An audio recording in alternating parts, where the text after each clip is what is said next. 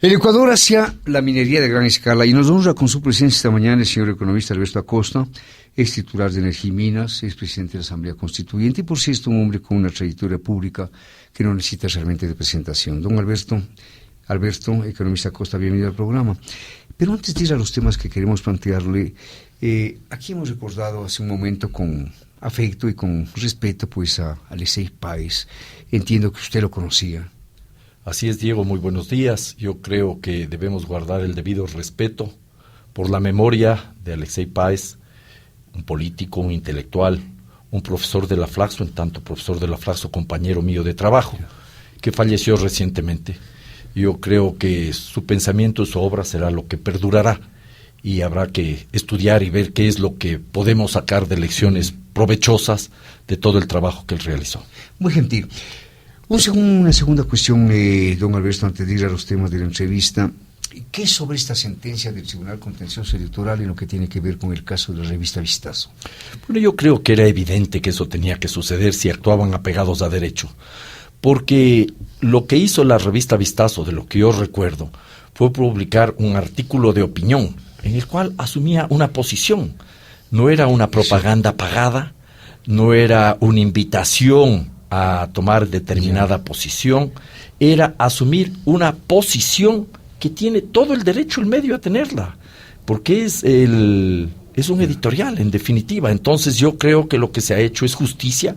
Yo creo que la actuación del Tribunal Contencioso Electoral ha sido correcta, la Presidenta ha actuado en derecho y creo que así se tienen que hacer las cosas. Eso fortalece la democracia y las instituciones están venidas a menos últimamente, porque recordemos que ya estamos acostumbrándonos a que las sentencias judiciales sean siempre a favor de quien lleva el personaje más pesado al juzgado, ¿ya? Y como últimamente acude con cierta regularidad el señor presidente de la República y varios de sus ministros a presionar a los jueces, las sentencias son naturalmente a favor de quien tiene este respaldo y esta palanca oficial. Entiendo que la señora jueza tiene una interesante trayectoria académica. Sin lugar a dudas le conozco, es una profesional de primera, incluso fue asesora en la Asamblea Constituyente, estuvo presente y permanentemente trabajando. Cuando yo conformé ya la comisión de redacción para el texto final de la Constitución de Montecristi, ella era una de las personas seleccionadas con Julio César Trujillo y otras personalidades como Parducci, Nicolás Parducci, estaban también Susana Cordero de Espinosa, y este rato se me escapan los nombres, espero que no se vayan a enojar los amigos que habían aceptado la comisión que fue disuelta y luego fue rehecha ya en otras condiciones, en otro ambiente. O sea que en principio la señora jueza, digamos, de alguna manera, exhibió una cierta afinidad con el proceso político de Sin lugar a dudas, estuvo muy cercana de este proceso, nos acompañó en varios momentos, pero lo interesante aquí es que puede uno tener afinidades políticas, simpatías políticas, pero el rato de actuar apegado a derecho, esas simpatías no juegan un papel que pueda cambiar la decisión de un juez o de una jueza probo o proba, que eso es lo fundamental. Acabamos de mencionar la cuestión de la Constitución de Montecristi, en cuya elaboración usted pues jugó un papel fundamental, no faltaba más, ¿no? ¿Ha habido algunas voces en el sentido de que esa Constitución debería ser derogada? Bueno, me imagino que eso se va a seguir repitiendo. Esas voces estuvieron presentes durante la elaboración de la Constitución, esas voces estuvieron presentes apenas se aprobó la Constitución en Montecristi y luego de que el pueblo ecuatoriano se pronunció mayoritariamente a favor de la Constitución el domingo 28 de septiembre del año 2008. Así que no me sorprende. Yo creo que ese posicionamiento de quienes ven amenazados sus privilegios con la Constitución va a estar siempre ahí latente. Ahora, lo que me preocupa, eso no me preocupa para nada. Lo que me preocupa es que quienes debieron haber sido los primeros defensores de la Constitución de Montecristi le están poniendo en riesgo. Empecemos por mencionar a un grupo, por favor, al Tribunal Constitucional, que debería ser el garante número uno del cumplimiento de la Constitución. Fueron los primeros violadores de la Constitución, los miembros del Cuando tribunal. Cuando se transforman de tribunal en Corte Constitucional. Se metamorfosean en Corte Constitucional sin ninguna atribución constitucional. Esta es la realidad. Y luego desde el gobierno del presidente Correa, sistemáticamente él y su gobierno están atropellando la Constitución. ley de minería, para entrar en el tema. Tiene inconstitucionalidades graves que fueron reconocidas por el Tribunal Constitucional cuando planteamos la demanda de inconstitucionalidad, o plantearon en diversas organizaciones la demanda de inconstitucionalidad. Se aceptó que había inconstitucionalidades, pero que se tomarán en cuenta estos criterios para la próxima oportunidad. Válgame Dios, ¿qué quiere decir esto? Es inconstitucional, pero vale, porque no son capaces de asumir una posición clara y coherente. Podría hablar de la ley de soberanía alimentaria.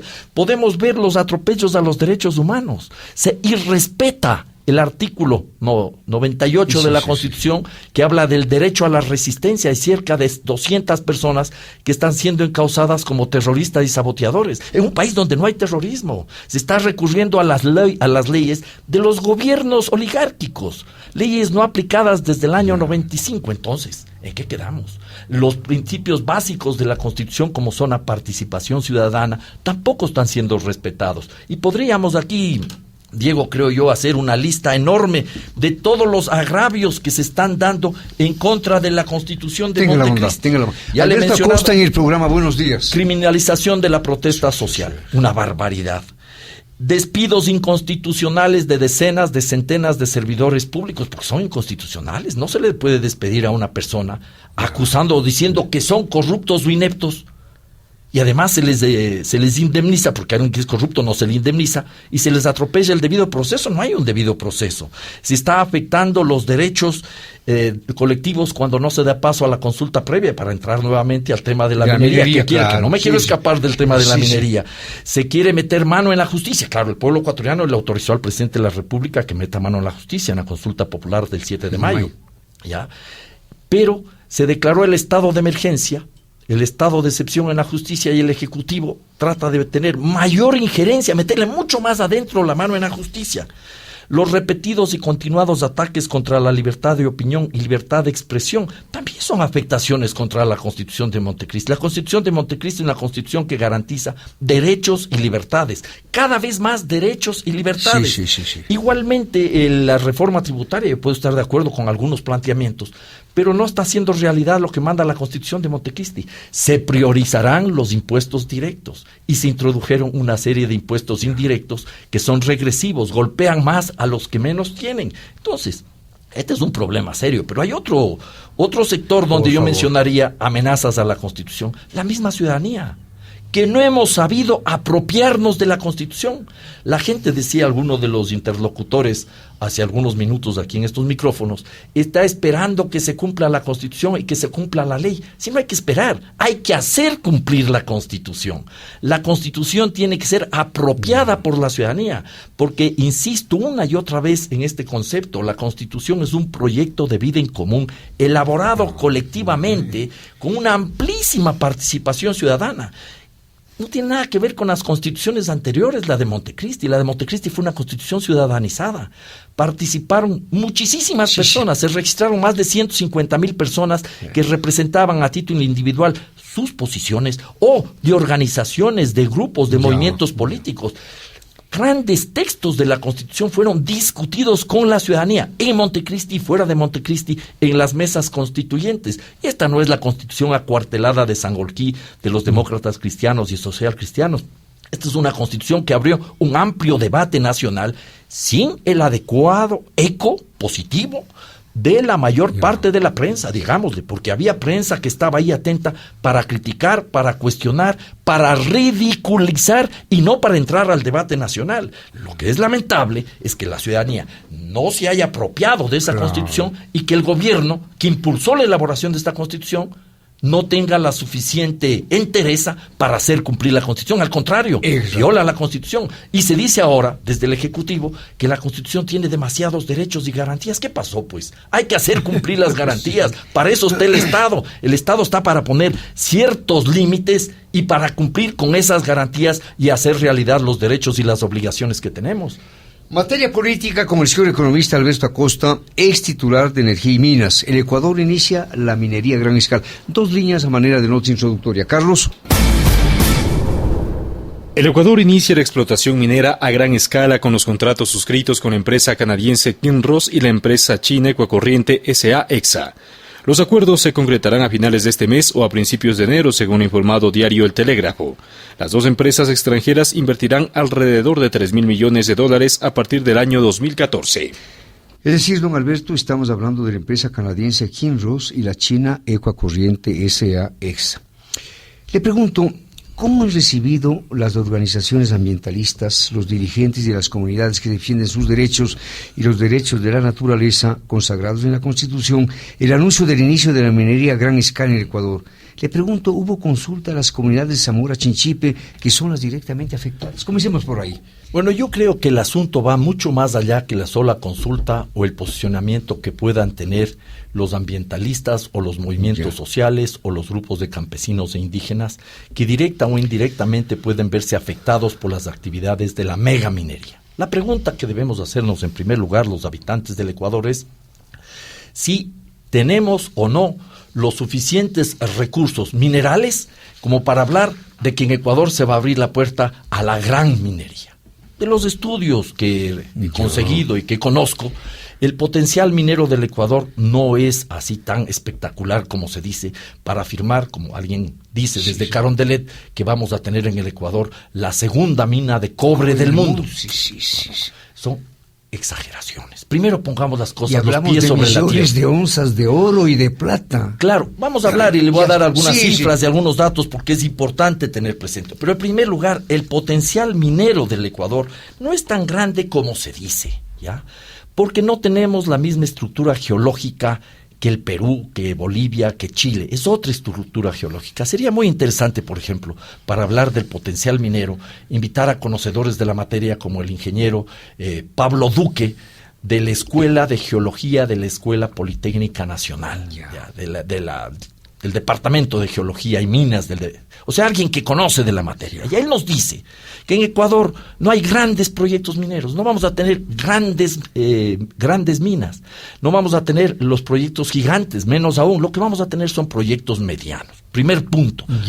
Segundo punto importante, las cifras que se manejan son las que utilizan las empresas transnacionales, no son cifras avaladas científicamente por algún instituto ecuatoriano, porque es lo que se tiene que hacer. Alguien tiene que avalar.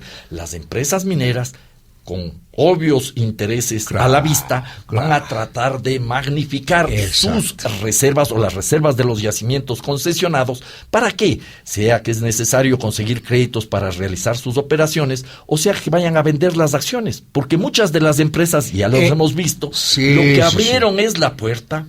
Muchas de las canadienses son empresas junior, no son senior, ese es el lenguaje que se utiliza, la jerga en el mundo minero, que hacen el trabajo sucio. Ingresan por primera vez, descubren los yacimientos, la mineralización que se llama, que luego tiene que transformarse en mina cuando ya es explotable. Es una tarea compleja, difícil, no siempre exitosa, al contrario, los fracasos están a la orden del día, rompen la unidad de las comunidades, consiguen el respaldo de los gobiernos y, digámoslo de paso, este gobierno se ha transformado en el mayor promotor de la megaminería en toda la historia de la República, directamente el señor presidente de la República. ¿Cómo se explica este interés del gobierno? Por el dinero. Usted ya sabe muy bien y ahora con más razón, por la plata baila el perro. Por el oro, perro y perra. Entonces están bailando todos aquí por la plata y por el oro que dicen que existen en nuestros yacimientos. Esta es la realidad. Hay un afán de conseguir ¿Pero plata recursos. para el país o plata para quién, supuesto, Alberto? Por supuesto, el discurso oficial dice que es para el desarrollo nacional. Yo no estoy aquí ni siquiera insinuando que se vayan a llevar los recursos. No, si dice que es para el desarrollo nacional, se dice que con eso se va a combatir la pobreza. Lo que sucede, Diego, aquí es que este tipo de realidades no se han dado.